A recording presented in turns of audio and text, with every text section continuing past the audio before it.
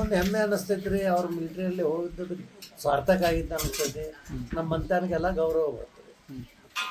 ಅಂದರೆ ಈಗ ಎಷ್ಟು ವರ್ಷದಿಂದ ಇವರು ತಮ್ಮ ಸೇನೆಗೆ ಸೇರಿಕೊಂಡಿದ್ದಾರೆ? ಇವರು ಈಗ ಅಲ್ಲಿಂದ 10-12 ವರ್ಷ ಮೇಲೆ ಆತ್ರಿ ಸೈನಿಕ ಸೇರಿಸ್ಕೊಂಡ.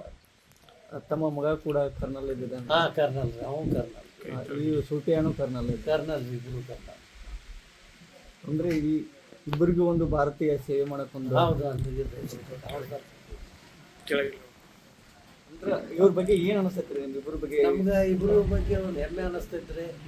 ನಾವು ಮಾಡಿದ್ದು ಸ್ವಾರ್ಥಕ ಅನಿಸ್ತೈತೆ, ಕೆಲಸದಾಗ ಸ್ವಾರ್ಥಕ ಆಯ್ತು ಅಂತ ನಮ್ಮ ಮನಸ್ಸಿಗೆ ಭಾಳ ಅತಿ ಆನಂದ ಅನ್ನಿಸ್ತೈತೆ.